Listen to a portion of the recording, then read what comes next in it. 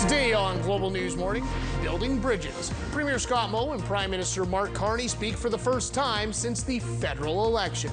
Plus, forward with the fluoride. City Council votes to proceed with the fluoridization of Regina's water supply. You're watching Global Regina. This is Global News Morning. Good Monday morning. It's May the 5th. I'm Brendan Purdy. Happy Cinco de Mayo, and thank you so much for kickstarting your day and week here with us on Global News Morning.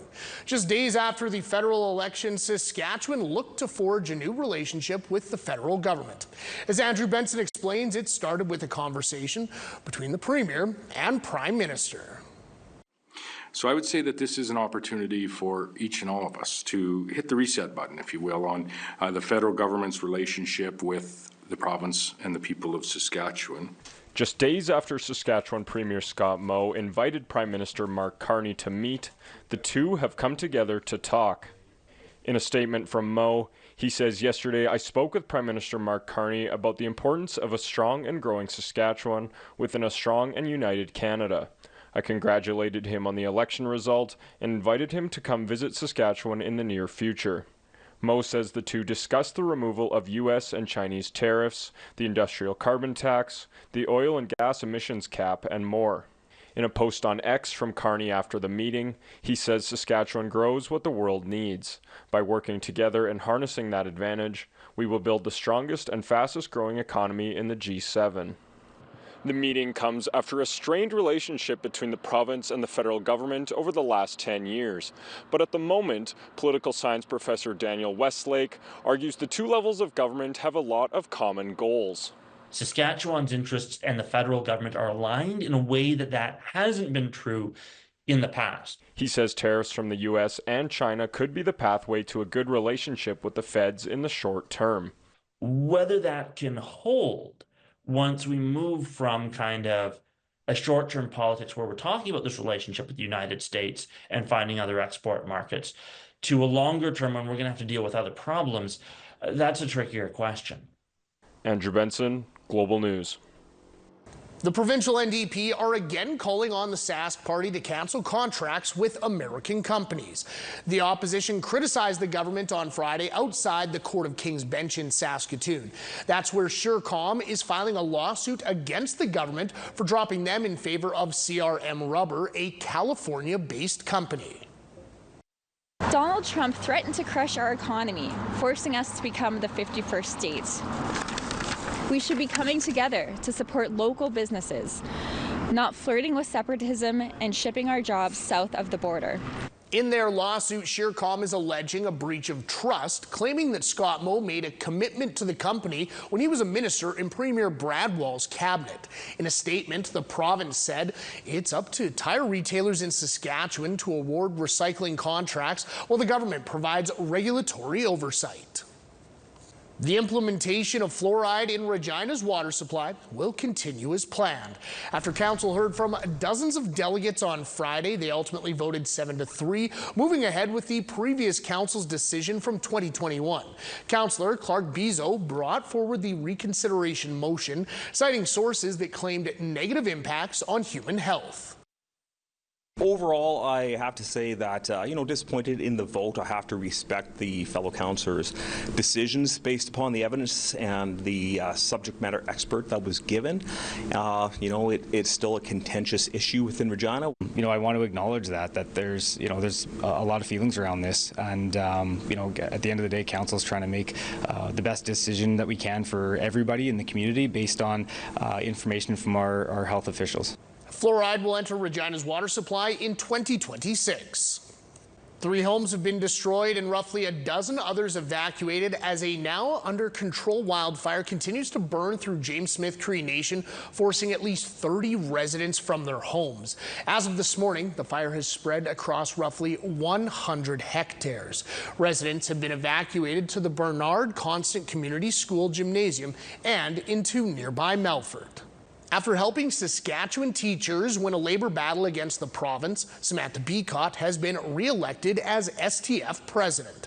She was front and center through the contract dispute between teachers and the province, which went to arbitration.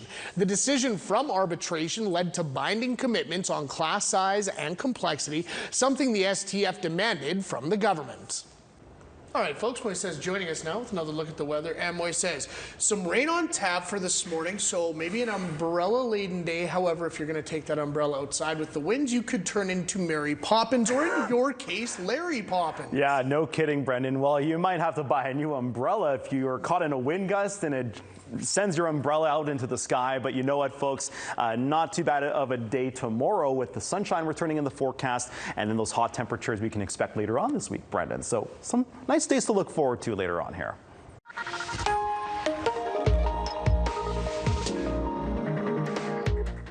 As we look out over City Cam, you'll notice it's going to shake a little bit here because our winds are decently strong this morning. Mosaic Stadium and the Lawson Aquatic Center, as you can see here in our view. Now, it's a cloudy start for us in Regina, but right now we're at a temperature of 11 degrees, a north wind at 35 kilometers per hour. So yeah, we are looking at gusts at about 50 kilometers per hour, but this morning is when we'll see our strongest winds of the day. Now for our current temperatures, and we'll start up north in Saskatchewan here where La Ronge and Buffalo Narrows are areas at 4, Nipawin, Flin Flon at 8 degrees to start, while Meadow Lake is at 0, Lloydminster, North Battleford at 2, Saskatoon, Lucky Lake starting things off at 7 degrees, and now in southern sections, that's where we see our warmest temperatures. Indian Head, Moose Jaw, Broadview, Estevan also at 11 degrees, Yorkton, Assiniboia, Coronac at 10, Swift Current starts at 6 degrees here this morning.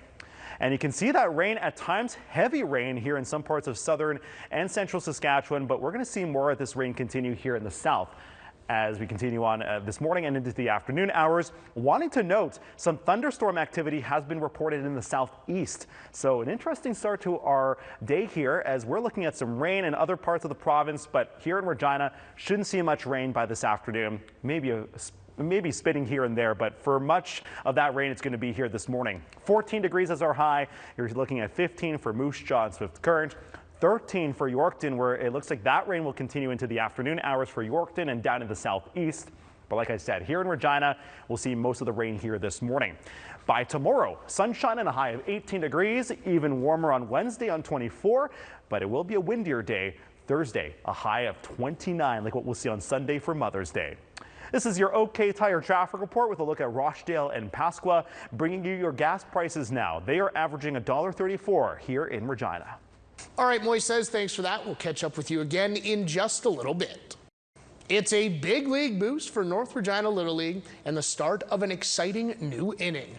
The local league is one of 15 lucky organizations stepping up to the plate as a 2025 Field of Dreams grant winner. Chosen by the Jays Care Foundation, the charitable arm of the Toronto Blue Jays, NRLL is set to score a share of $1.5 million in funding. The Saskatchewan Association of Conservation Officers is asking for the public's help after a black bear was found shot dead near Shiho. Officers say the bear was discovered on April 28th with a single gunshot wound to the head. Evidence suggests that it was killed the night before. No prior report was made about the bear, making the killing illegal under provincial regulations. Anyone with any information is urged to contact conservation officers. It's a way to remember the important role that Indigenous veterans played in Canada's war efforts. Our Sarah Jones shows us a new monument in Saskatchewan, paying tribute to those who made the ultimate sacrifice.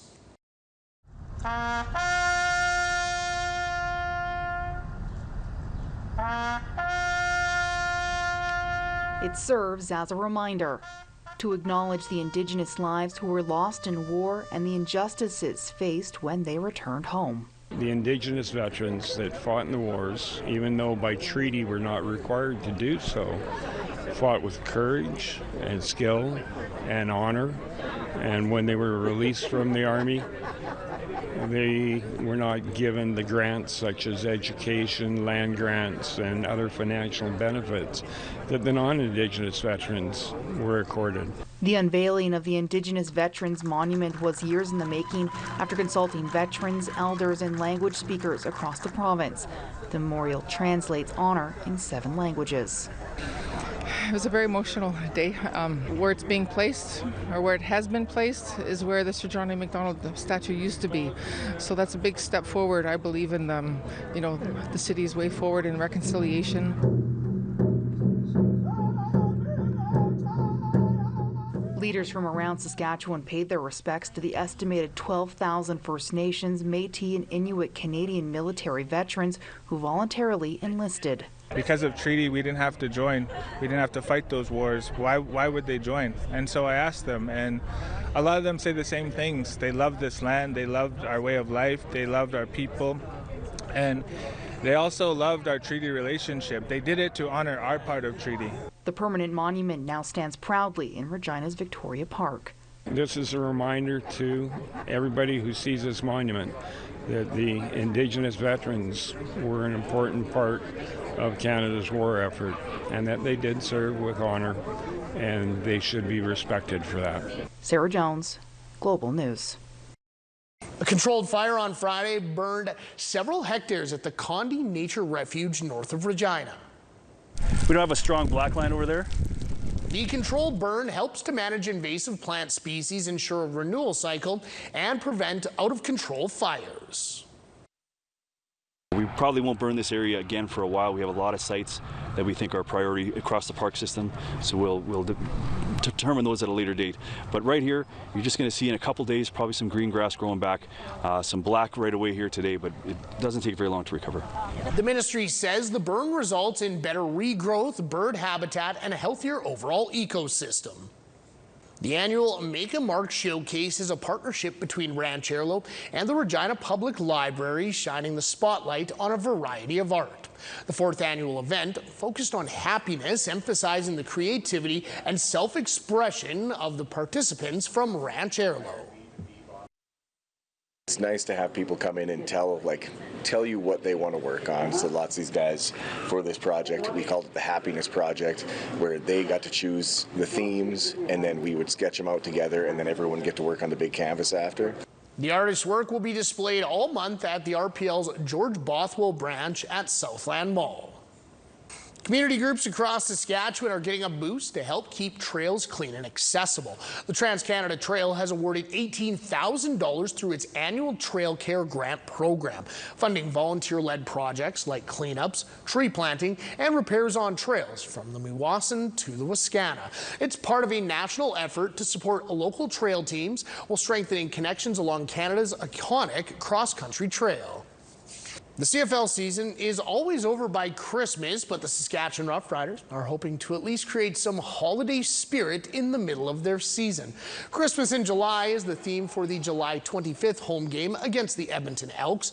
Other themed games include the Kiss Saskatchewan game June 28th, honoring Indigenous culture and contributions, the 60th Labor Day Classic against Winnipeg August 31st, and of course the annual Lights Out game on October 10th.